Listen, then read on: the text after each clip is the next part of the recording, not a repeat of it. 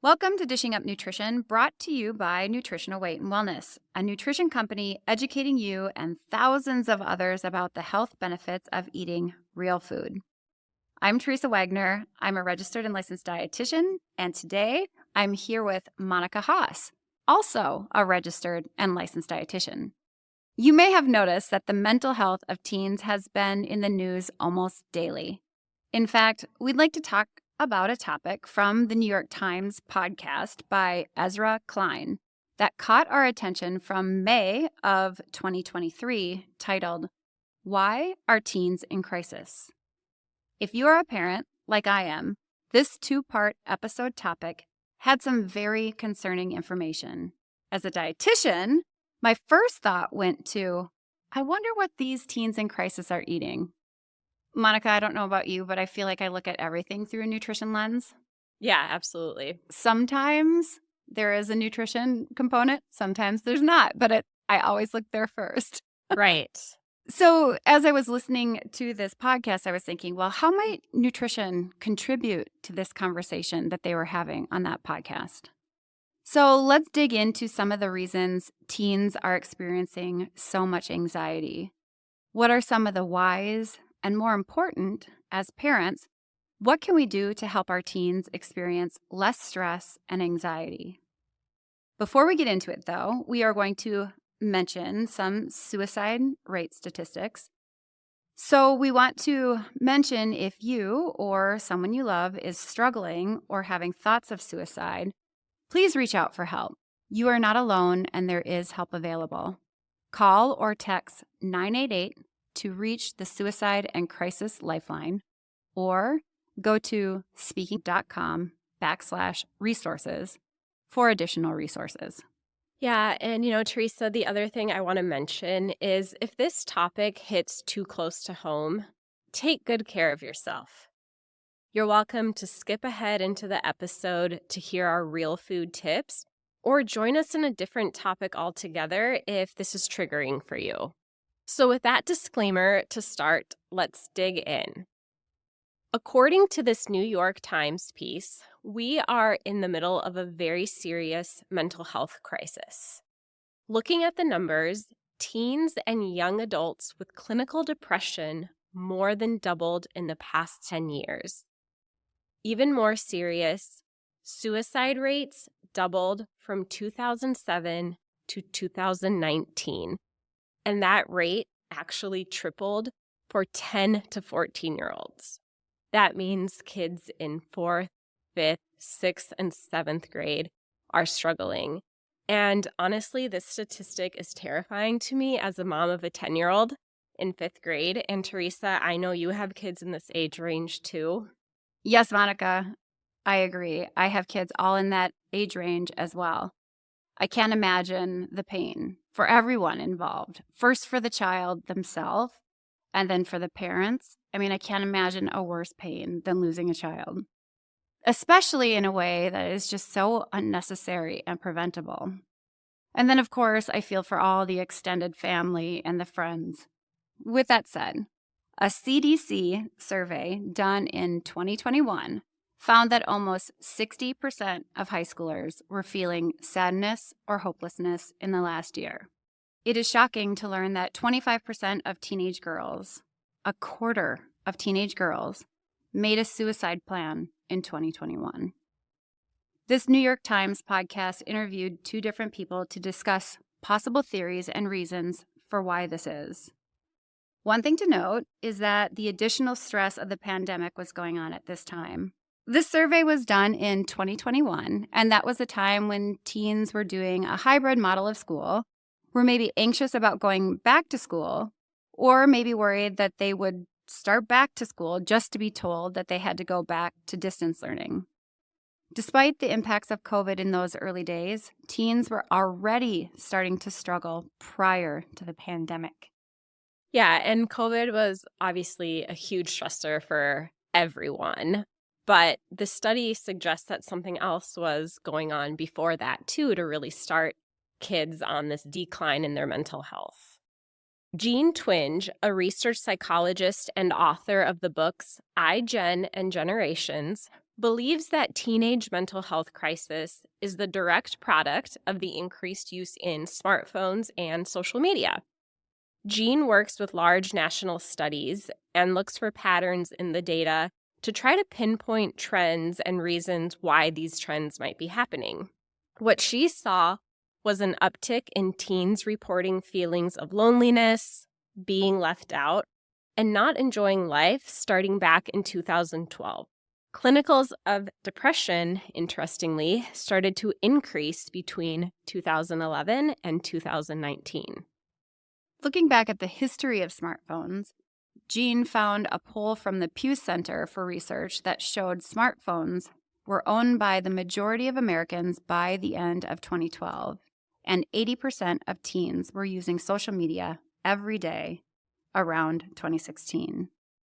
The other trends happening around the same time that are important to mention are that teens were spending more time online than outside in nature or with friends in person, and they were sleeping less, which is an important point we want to talk about nutritionally in a little bit.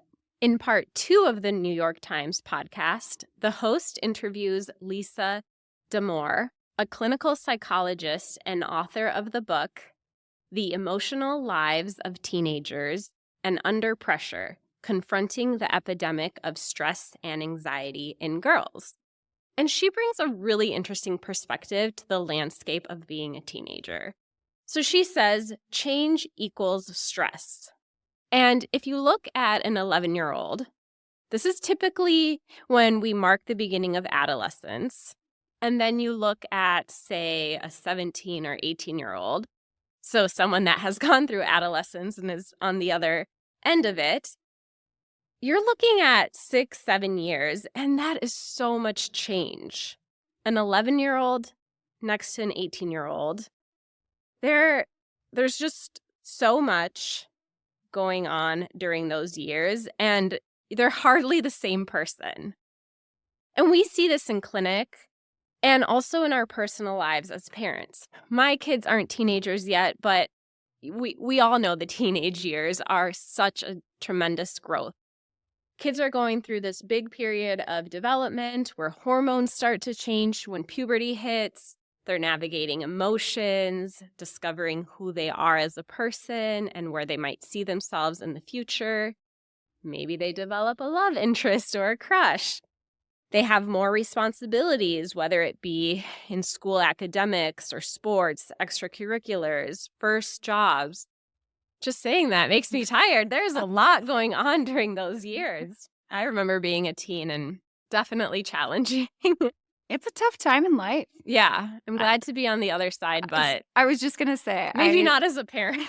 Well, and then you add in the addition of social media and smartphones and just all the positives and negatives that can come from the digital world. Yeah, there is a benefit to social media where there can be access to a wealth of information. I mean, it's funny when I'm hanging out with my kids, if we don't know something, it's just, hey, Google or Alexa. Yep. And we get the answer. Yeah. We don't even have to move a lot of times. Right. My kids do that all the time. Hey, Alexa. And it provides a way to be connected to people all over the globe. My daughter has a friend in Canada that she keeps in contact with because we met on vacation in Mexico. It is a fun tool that we have that can connect us where we wouldn't be connected otherwise. But there's also the aspect of only seeing what people post, their highlight reel, and comparing how you measure up to what you see posted. Lisa also shared that developmentally, the brain starts to remodel and get faster. So I think this is a great place to bring in the nutrition component to the conversation of teens' mental health. How can we support these growing and developing brains of our kids? So we first think about what the brain is. The brain is made up of over 60% fat. So it makes sense that we should feed it good fats like omega-3 fatty acids, particularly DHA fatty acid, which supports good mood, memory, and focus. So 60% of your brain is made up of fat. So it's important to eat healthy fats such as olive oil, butter, nuts, seeds, avocados, coconut oil, and heavy cream to support the brain. When you think about your teen, is your teen eating healthy fat? Are they drinking lots of water? We talk a lot on Dishing Up Nutrition about the old messaging of low fat or fat free. That was the wrong message. My clients now realize it isn't the amount of fat, but it's the quality of fat that makes the difference in their health. Most of my clients realize that we need healthy, natural fat for good functioning brain. This is true for teens too. Yeah, and as dietitians, we know that what you eat is critical to how well we function as a person, and not just for physical health like weight loss and blood pressure, but really for our mental health as well. In fact, our Nutrition for Weight Loss Foundations class, we teach people how to have good moods. So we're actually teaching people to eat certain foods to have good moods. And this is something that I'm constantly talking to my kids about already from an early age because I know what a difference it makes. That's a good mom. Well, thanks. For example, to have a good mood, a good memory, focus, something you could eat would be 2 to 3 eggs cooked in butter, and maybe you're going to have a side of broccoli and sweet potato for breakfast. Yes, vegetables for breakfast with butter for good moods. And for my kids, they are on board with the eggs cooked in butter.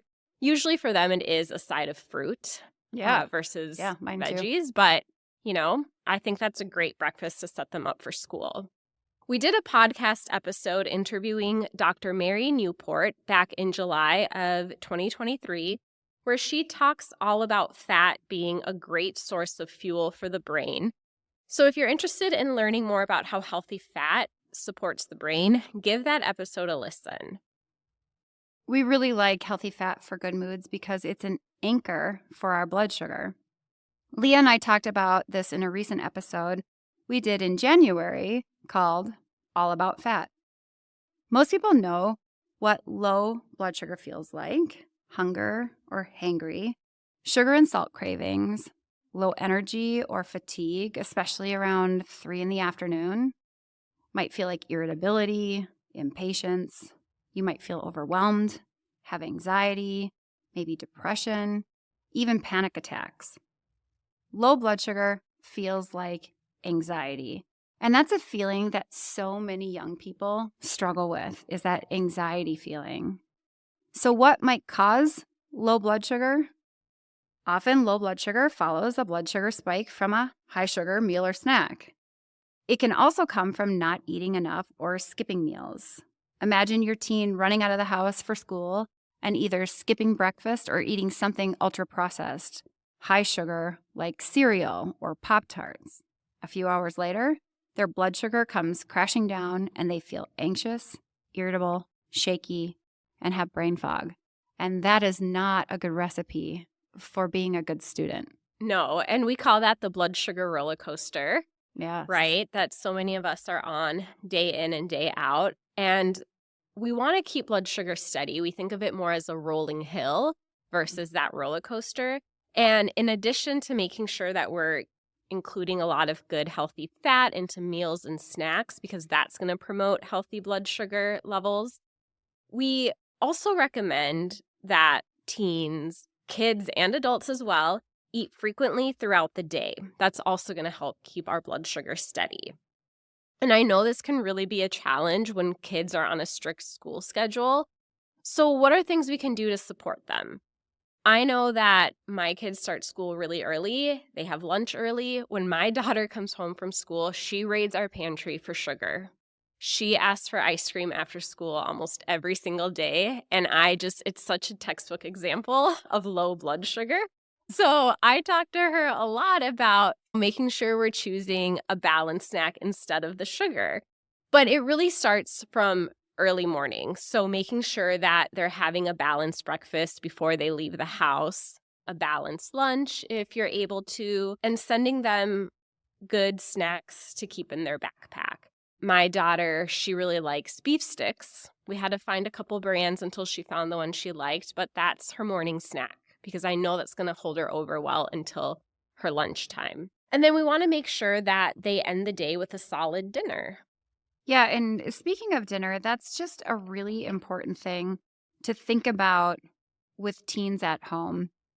From information that I found through the familydinnerproject.org, the information that they have is based off of 3 decades worth of research. They found that regular family meals, which can be any meal, by the way, it doesn't have to be dinner, because maybe for your family, due to extracurricular activities, school, work schedules, breakfast might actually be the meal that works best for your family to eat together. Family meals, nonetheless, whether that be breakfast or dinner or lunch, offer a wide variety of physical, social, emotional, and academic benefits. They go on to say, and what I found to be really interesting is that while some of these benefits can be gained through other activities, eating together is the only single activity that is known to provide all of them physical, social, emotional, and academic benefits at the same time. That is so interesting.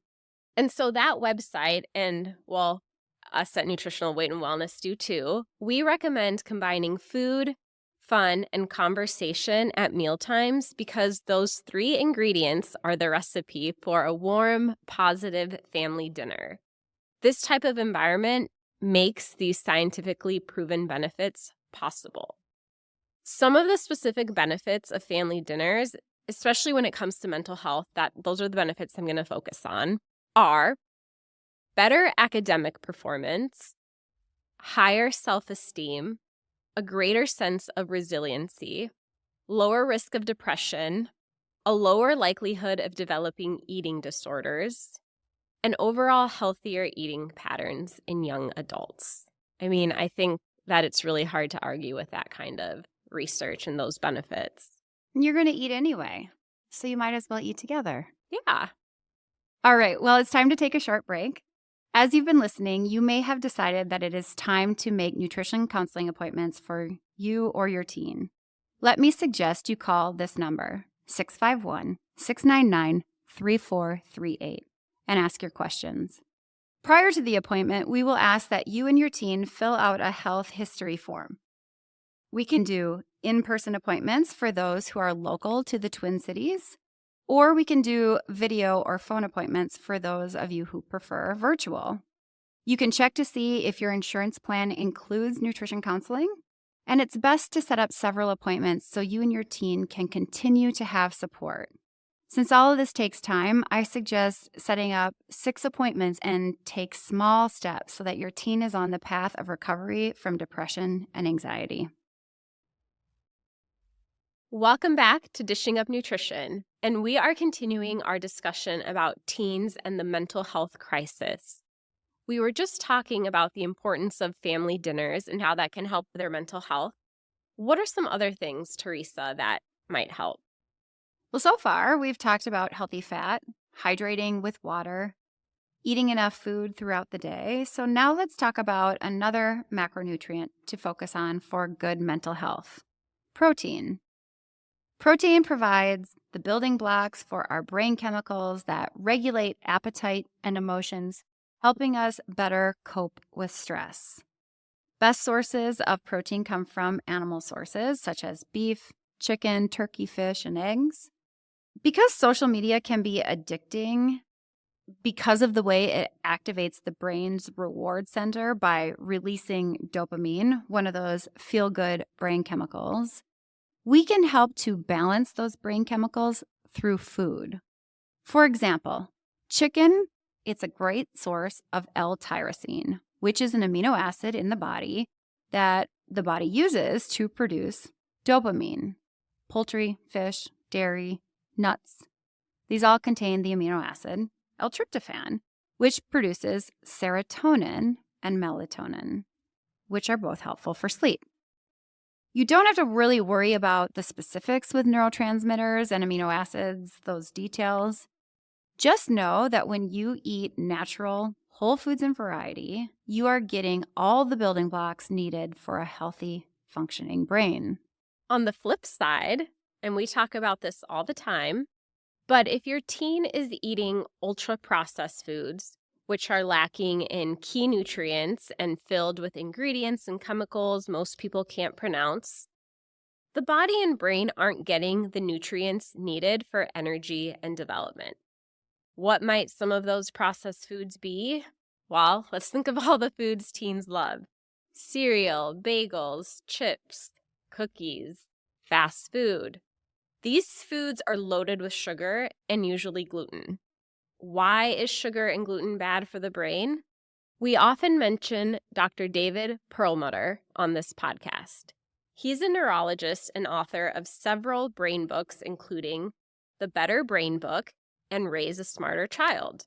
I think one of the best books to pick up, especially if you have a teen who might be sensitive to gluten, is Grain Brain. Grain Brain says that sugar and gluten can trigger changes in behavior, seize control of focus and concentration, and induce some mood conditions like depression. So when a teen eats sugar and gluten, they might lose their focus, get more depressed, and have more anxiety. That breakfast cereal containing gluten and sugar can mess with the brain in teens, and in older adults, it can increase the risk for dementia. People with celiac disease, a genetic gluten problem, may be at risk for developmental delays, learning difficulties, and ADHD. Depression and anxiety are often severe in patients with gluten sensitivity. This is primarily due to the development of cytokines that block production of those critical brain neurotransmitters like serotonin, which is essential in regulating our mood.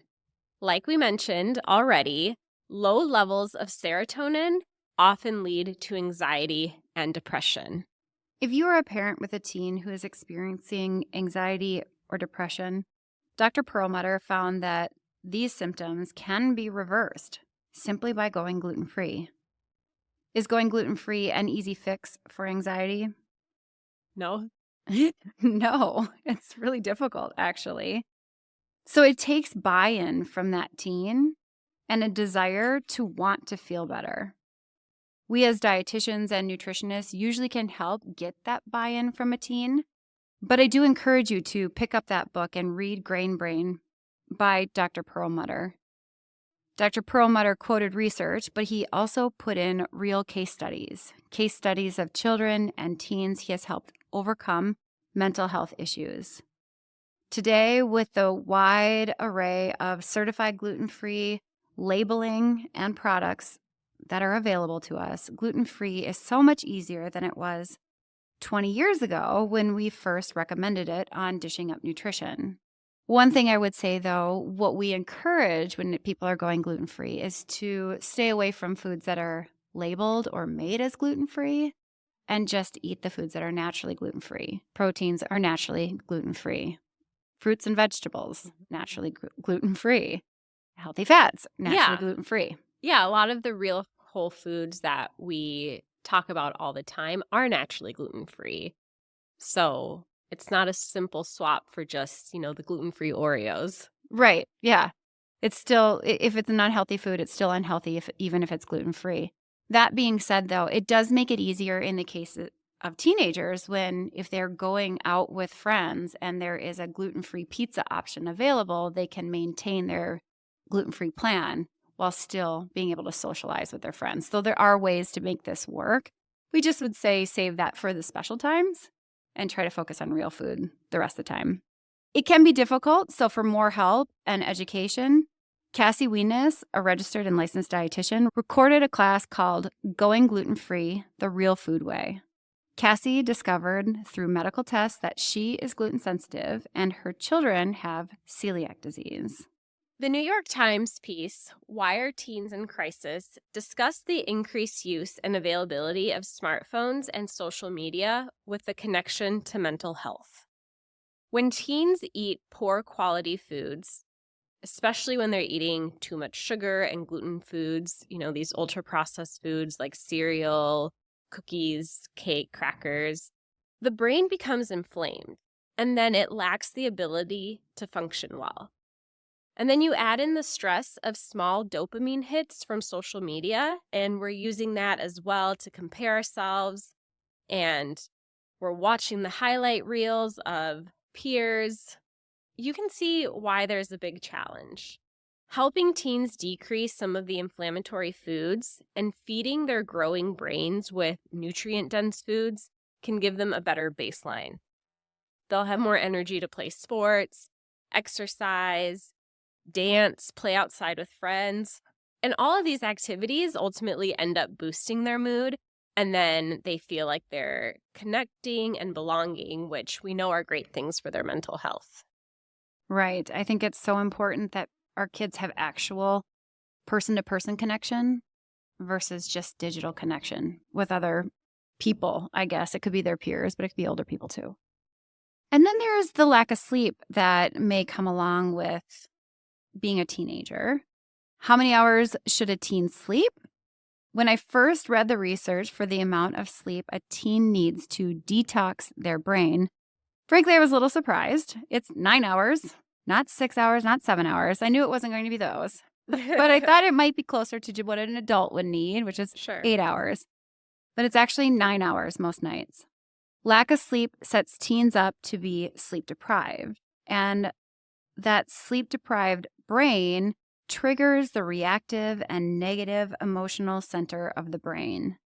You may be living with a crabby, irritable teen, which isn't much fun. Lack of sleep could be directly impacted by being attached to their phone.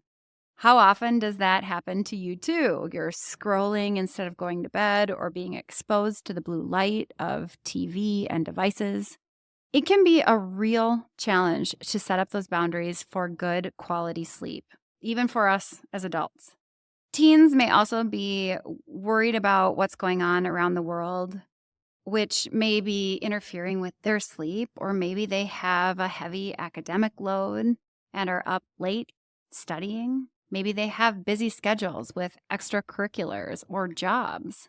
No matter the reason, we do have some sleep tips that you can share with your teens for better quality and quantity of sleep, which will also provide a baseline for their moods.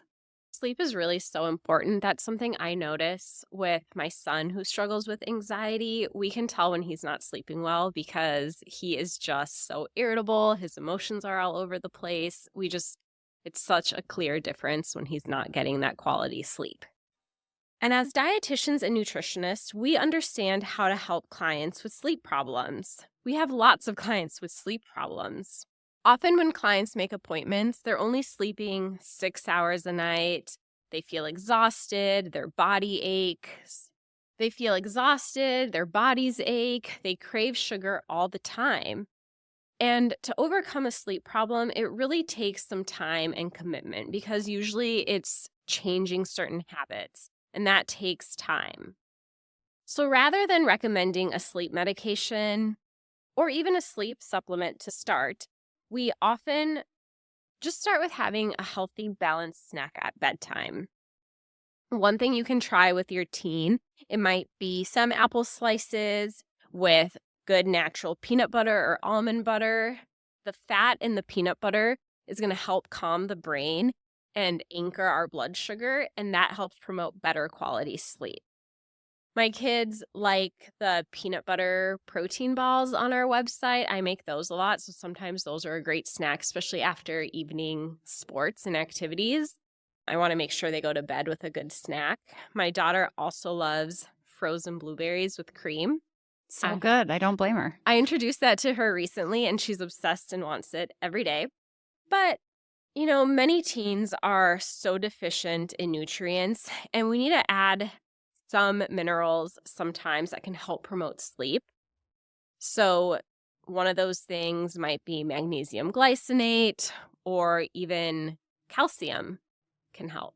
Yeah, those minerals are so important for teens because, number one, our foods aren't really rich sources of those anymore. Depending on what your child is eating or your teen is eating, may not be eating rich sources of those particular minerals, which are so beneficial for sleep. So sometimes having some of those extra minerals can be really beneficial. And after your teen has had a few days of being gluten-free, they're eating enough balanced, real food throughout the day and getting 7.5 to 9 hours of sleep, the teen's mood, it should improve. We know changing some of these lifestyle habits take time, I usually, like I'd said earlier, suggest setting up several appointments to help keep the teen on the path to recovery. One by one, we can help teens feel calm, peaceful, and comfortable in this world. And we just want to work together to help achieve this. Absolutely. And as a mom, I'm also realistic about what teens are willing to eat. We Yes. know there are a lot of likes and dislikes when it comes to food, and this is a age too where they're kind of wanting to set their own rules, right, about what they're going to eat. So we can help. I mean, my kids are picky eaters, so I know the struggle. The good news is you can usually find some real foods that your teens and kids will eat. I've found that most teens will drink a protein shake. For a teen and their taste, I like to add a half a banana, some frozen strawberries, a good tasting whey protein powder, and a half a cup of heavy cream. It tastes great. It tastes like a strawberry banana milkshake, Yeah. quite honestly.